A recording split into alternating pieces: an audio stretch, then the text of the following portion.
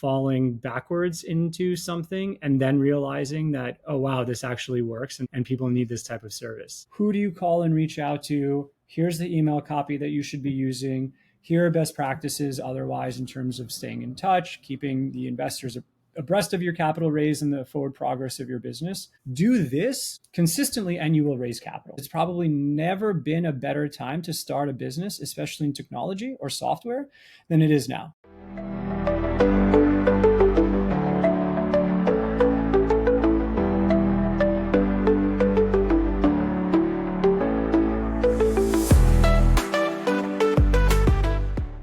Welcome back to the Scrums.com FinTech Arena. I'm your host, Chase LaRue, and I'm very excited to welcome you to today's ultimate podcast for FinTech leaders. Today, we're joined by Jeffrey Fidelman, the founder and managing director of Fidelman Company. They are the leading advisory firm which was launched back in 2015 to address the critical fundraising and growth strategy needs of early to mid-stage companies. Under Jeffrey's leadership, the firm has scaled to a remote team of 40 plus, right, Yep. Jeff? Yes.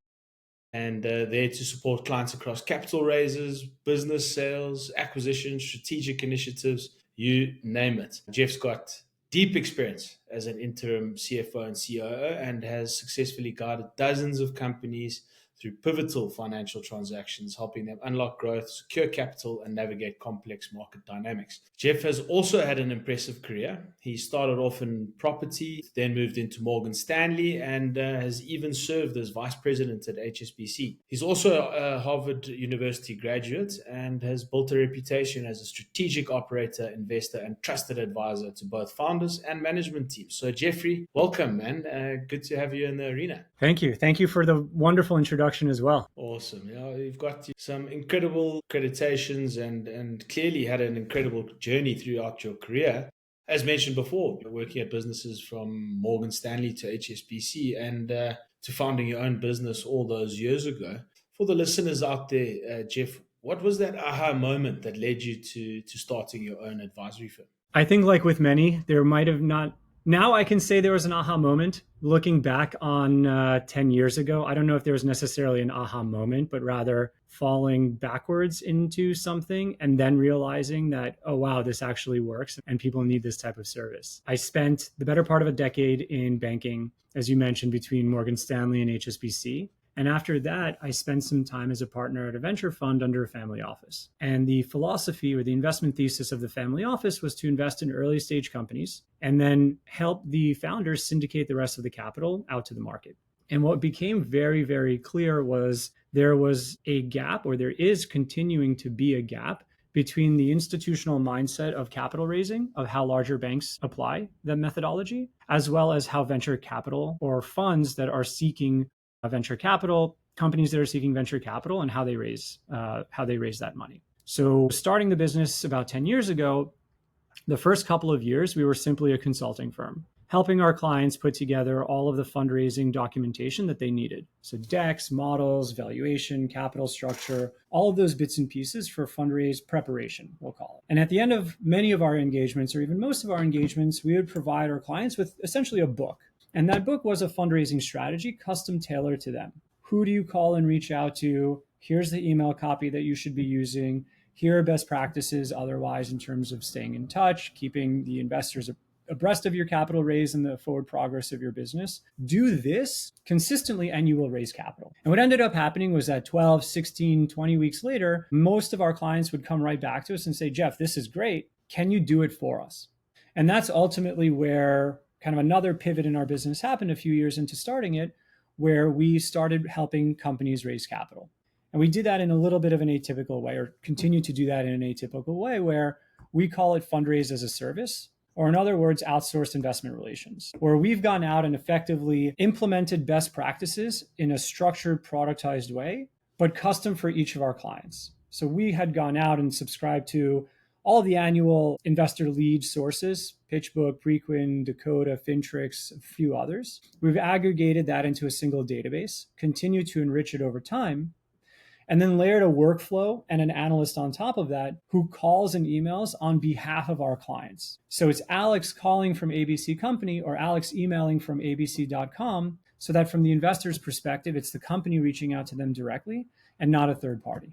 So that's kind of what brought everything together, from us starting really to help companies put together their fundraising collateral and materials, to then taking the next step forward and not necessarily raising capital on their behalf from us, but rather implementing those best practices that we've seen work time and time again for many other companies, and creating that as a month-to-month service for our clients. Great. So, and Jeff, would you say that the biggest difference between yourselves and the banks or any of the VC firms is really the ability for you guys to work alongside them, right? As opposed to, like you say, hand over and let them do the work. Would you say that that's one of the key differentiators and sort of creating that partnership? I would say it I don't want to say it's the only one, but it's certainly the largest one. Right? If you take a look at institutional banking, even lower middle market, all the way up through top of the market, the Morgan Stanleys, the Goldman Sachs, the advisor there is needed, but it's a different dynamic and a different relationship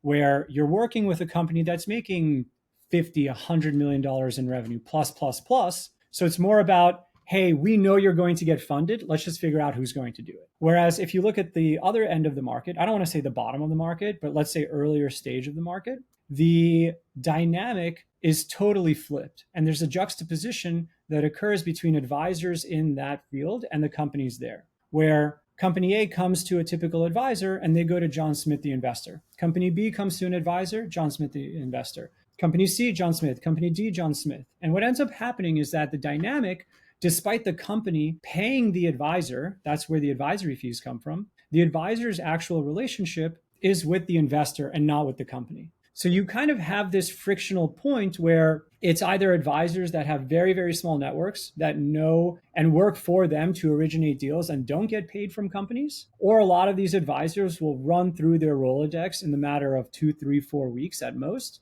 and then start throwing spaghetti at the wall to see what sticks. And the moment that happens is the moment that the deal is essentially dead. Great, thank you. That helped clarify it.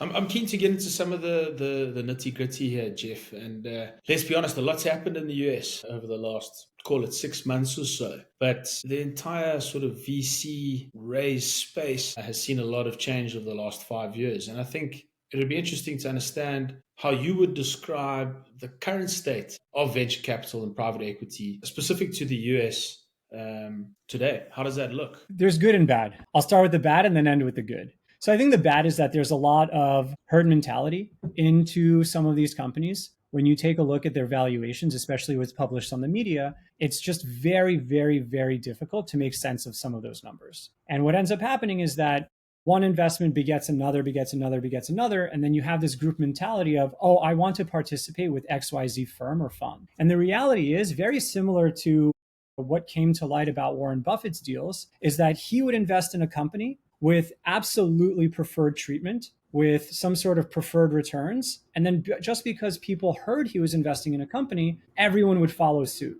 And what ended up happening is that not only did he have preferred treatment of his own investment initially, but then as people continued to invest in the companies that he initially invested in, because he was so early, he rode the wave all the way up. And the later and later somebody came into that investment, the less returns that they had to squeeze out of that company. And I see a lot of the same happening in venture. You have a lot of the big name firms coming in an early stage, and then you have a lot of follow-ons that come in stage after stage after stage. But what ends up happening is that despite a Sequoia first round and A16Z is participating in later stages, their basis is much, much lower than a lot of the venture funds coming into it. Now, I'm generalizing a little bit, and as I said, this is the good, there's the bad rather, and there's also a lot of good happening in venture. And a lot of the good happening in venture is there is deployment of capital, whether it is stress deployment, because a lot of funds are sitting on dry powder, having raised in 2020, 21, 22 even, and now they need to start allocating, as well as, the rate of innovation that's happening now is incredible. I've said for quite some time over the past couple of months that it's probably never been a better time to start a business, especially in technology or software, than it is now. And I say that because you and I were talking about this right before the podcast. Getting to an MVP used to require either technical knowledge or hiring somebody that had technical knowledge. And I remember going to these networking events in New York 10 years ago, 5, 7 years ago, And there would be one or two people with a business idea. And the moment someone said that they were an engineer or had technical talent, they would be swarmed by all these people saying like, oh, do you want to be my co-founder? Do you want to help me build this? And now, even using myself as an example, we're building a kind of an internal platform and tool for analysts to use. We ended up using Lovable. It cost a few $100s and 200 hours of my time, but we got it to an MVP where I was able to then take that MVP, that product, over to developers because my technical knowledge is extremely limited, but over to developers and say, hey, build this and commercialize it. I don't need wireframes. I don't need color advisory. I don't need for you to think how the structure needs to work or the UX UI. I've already thought through that. I've been able to build it with prompting and point and clicking. Now I just need you to commercialize it. And why I say it's never been easier, because I'm just using myself as an example. I have very little technical knowledge around how to build something. I mean, architecturally, I knew what I wanted, but putting it into Lovable and being able to manipulate a product very, very easily, again, with point and click and prompting, fast forwarded that entire process significantly. So whereas before, companies were and saved a hell of a lot of cash, right? Well, yeah, before companies would need to raise a few $100,000 just for an MVP. Now it's very possible for companies to, bankroll it, bootstrap it themselves to get to an MVP and then put that in front of an investor. And do you think, though, that this means that appetite for very early stage is almost diminished in the funder's eyes? What happens to that space? I think it does become a little bit of a pendulum.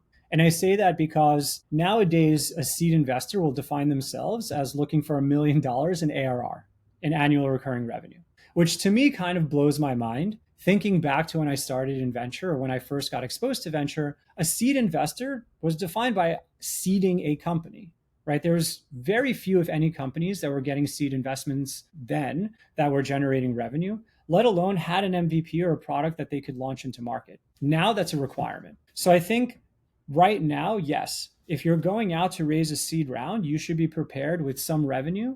I'd say pipeline of revenue, but quite frankly, given what a lot of our clients are having conversations, seed investors are looking for revenue. I do, though, think on the other hand, there is growing appetite for kind of return to seed by its definition, or at the very least going down to a pre-seed investment. Because at the end of the day, whether it's pre-seed or seed, you're looking at the founder, the management team, you're looking at not necessarily what will happen if everything goes right, but rather what will happen when everything goes wrong. Makes sense. And I suppose, you've highlighted a point where it's easier to get to point A, right? So it's easier to be able to prove your proof of concept, get your MVP out, get the business going, start raising or start earning some revenue, or start generating rather, and then easier to go into what is now expected from a seed round. But would you say that there are gaps in terms of industries? For example, are businesses or VC funders out there looking to invest more into AI, or is it still sort of sitting into places like health tech or climate technology, whatever it may be? Because it almost feels like, OpenAI, etc., might be raising these massive rounds and closing massive deals. But what's left for the rest of the market, right? Is it almost an expectation to say, look, you should be utilizing something like OpenAI, or are people still looking to invest in AI startups that are almost generating and creating their own LLM models? I read something the other day. It was really a chart, and it was a chart by year. Every year is like flavor of the year. AI being kind of into this year, certainly we're seeing that. And then the unicorn or the biggest company that came out of that year. And what's so funny is that not once over the past, let's say 10 years, was the flavor of the year the equivalent of the company that comes out of it that becomes a unicorn. So I don't know, 3-4 years ago, it was AR, or maybe it was crypto or blockchain types of investments. And then Perplexity is the one that was founded that year and became the biggest unicorn since then. And time again, I noticed that in this chart. So I think that, to answer your question, yes, there's certainly flavor of the year, what I was saying earlier around kind of herd mentality in terms of what people are looking for and what's raising the most amount of capital. It's by volume, by metrics, whether it's Canva, PitchBook, or a variety of other platforms are putting out incredible statistics about these investments.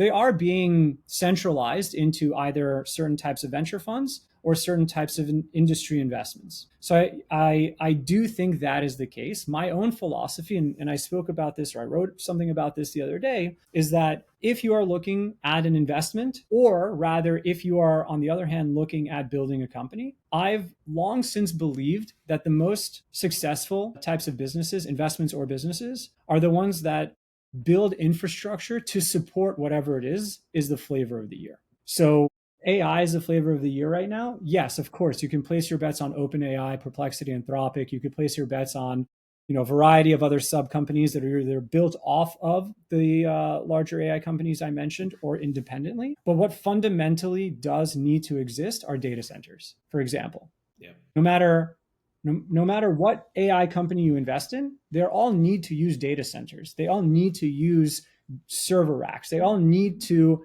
advance those processes that are occurring. If you're thinking about starting a business and you don't know which direction to go into, and you see kind of this like AI is the flavor of the year, then perhaps it's a good idea to look into the infrastructure that fundamentally supports whatever flavor of the year that is. AI, for example, being this year. Yeah, it makes sense. I mean, infrastructure has become a big problem, right? Everyone's talking about this massive need for power. What's going to happen? The whole world's going to shut down. There's not enough power. It's crazy, but I mean, it sounds like speculation, and to the average Joe sitting out there and just listening to the news. But it makes sense to be able to drive, right, what's going to happen from an infrastructure perspective. And I almost just want to tie something together here, Jeff. I think, you mentioned that it's never been easier, or never been a better time, rather, to start your own business. Things are looking up, despite a number of potential bad things happening out on the planet. But also, asking around, saying, what are those biggest magnets for raising capital? I suppose my question, sort of trying to bring all of those together, is it still sounds like, and it still feels like, it's almost becoming more and more challenging to raise as time goes on, right? That sort of feels like the general sentiment out there. Now, first of all, am I correct in saying that? Is that the truth? And then secondly, I would want to understand that, if that is the case, is it just because there's so much more competition out there that funders are spoiled for choice? Or is it purely just that there's no cash out there, and people have less appetite to invest because of the 1% success rate, so to say? So short answer is no. I don't think it's harder now than if you were taking a look at like a cumulative historical average. And I say that specifically the way that I do because, on one hand, yes, there's more companies being started today. On another hand, there's plenty of cash both available and dollars going into the markets. So I'd be curious if anybody listening, or maybe I'll put something out in social media, I'd be curious to understand statistically, what is the ratio of dollars to new companies being started, or startups being started, or private companies being started? One of those, just to actually understand, like mathematically, the answer to your question on dollars available to companies seeking dollars. Now, I say no because, or I say no rather in a cumulative historical manner, because yes, the past 2 or 3 years have been exceptionally difficult for companies to raise capital. But then you look at the 2 or 3 years before that, and you could have put a blindfold on and gone out to investors like this with your hands open, and they would have written you a check. I'm being a little bit facetious, but money was flowing a lot more regularly a couple of years ago. So when looking at that and actually taking the average, I think that raising capital should not be super easy in general. I think that there are no silver bullets in raising capital. This has been an industry around for quite some time. If you want to call it venture capital, if you want to call it private equity, if you want to call it anything else, investment in general, like that has been around for a while. People have been investing in private businesses forever, right? This goes back to the Rothschilds back in 1800s and even way before then. So in thinking about, what it takes to raise capital, it's consistency, it's structure, it's creating a workflow and giving updates to investors and building a relationship with them. And fundamentally, something about business that I learned a long time ago, something that I'm sure has been written in many different books, is that if you have a unique idea and you keep with it, eventually you'll be the last person standing, one of the last people standing, because everybody else will just give up or fall out. And that also I've seen to be extremely true in my own business, building an investment bank where really investment bankers want nothing to do with early stage companies or emerging managers, or seeing other companies trying to kind of figure it out, build it, spend some money, they fail quickly and they throw their hands up and, oh, this didn't work. And then their neighbor who doesn't have anything else to do, who has no outlets, whose back is up against the wall, all of a sudden, 3-4 years later, 50% of the competition has fallen away because they just couldn't make it. And he or she is one of 10 people standing in the industry. Another 3 or 4 years later, one of 3 people standing. When you're one of 3 or even one of 10, you're probably going to get funded, or you will be successful in some way, shape, or form in the passion that you're following. That's some solid advice there, Jeff. And I suppose we've spoken a lot around the founders, or the founders sort of aspect of it. And I mean, no doubt the founders listening in would probably want to hear something along the lines of, when you get to that stage, right? Once you've put in the hard yards and you've stood the test of time, I think you become a lot more attractive, right? But what are some of those most common red flags that you see in pitch decks when founders are going out to market and looking for funding? What are some of those red flags, and almost what, as you see it, immediately kills investor interest? Have you seen something like that? And are there common traits here? The first thought that comes to mind is kind of more financial for me in terms of like metrics and numbers. And then everything else is more around best practices. But the first 2 red flags, I would say, is both capital deployment and then revenue projections. Like, don't tell me you're going to make $1 billion in year 2 of revenue. Are there companies out there that can do it? I think not. I think Lovable just broke the record on fastest to 100 million ARR. And that was done like within. Was it like 9 months or something like that? Yeah, it was something really wild, but still not $1 billion in revenue, right? Yeah. So I think controlling expectations around what you can actually generate around revenue. And then on the other side is the actual ask of capital and what deployment of capital looks like. And I've spoken about this before in terms of, well, I need to raise $10 million. Okay, what are the use of funds? Well, I need to hire 32 engineers in my first 6 months of raising this capital. And you look at that and saying, yeah, right. Like, have you tried to hire 1 or 2 engineers and how long that takes you to find a good person, to make sure they're a culture fit, to make sure that they actually do what they say they're going to do, let alone 32 or 60 or whatever, or we need to buy server space somewhere and it's not currently available. So I think one of the most important aspects, if we're working with someone on fundraising preparation, especially on the modeling side, yes, we always start out by saying, hey, blank check, how would you distribute and deploy this capital? Put it into the model in terms of assumptions. And then we kind of revise it on a second look to say, is this deployment of capital even possible? Can you possibly hire 52 people in 1 year? And what those people need to do? Can you possibly, expand your server space to X amount of terabytes per year, per month, per quarter, whatever the case may be? Is it even available? So I think that the biggest red flag that I've seen is really around the financials in terms of how something is positioned. Everything else, as I mentioned, falls into best practices, and best practice fundamentally, without going on a monologue, make sure the investor can walk away knowing both what you do and how they can make money. Everything else comes into Q&A and diligence and follow-up calls and follow-up meetings and et cetera. But the main aspect of having your initial investor conversation, whether it's in the presentation or kind of verbally over Zoom or whatever, is to make sure they understand what you do and how they can make money. How you make money, but for them, that is how they make money. Because at the end of the day, that's an investor is in and of themselves a business. Just like you, Mr. and Mrs. Founder, who's listening to this, is you're building a business. Your business is being built to make money, assuming that. An investor's no different. They have a business. Maybe their metrics, maybe their structure or workflow is different than your business. It's a product or a service.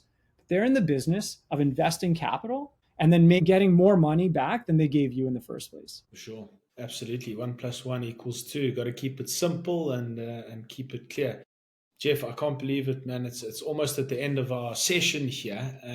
One of the problems with having a short podcast, but quick fire question. What's your favorite book and why? Favorite book. I have to say, I keep going back to the same book called Productize. I think it's by Aisha Armstrong. It's a book that I've read twice. The first time I read it was about 5 or 6 years ago and found it fascinating, but completely not applicable to what I was doing at the time. And effectively what the book does is go through I'll personalize it, go through kind of, you have a service business, then how to turn that into a managed service business, and then how to ultimately turn that into a product. So for us, why it was interesting is that we started as a consulting firm, then we turned it into a managed service around Fundraise-as-a-Service.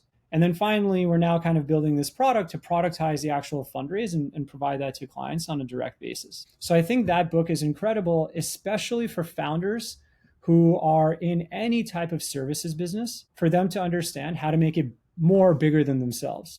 The biggest problem with service business is that it's you, it's based on you. It's your name, it's your likelihood, it's your conversation, it's your knowledge that's locked in your mind. And hard to scale. You're right. And you want to move away from that. If you're really trying to build a business, scalable business, something that is an asset as opposed to a job, you need to build an asset. You need to build some sort of product or productization of your service. So it was, anyway, long story short, great book, Productized by Miss Armstrong. Brilliant, Jeff. Thank you so much, man.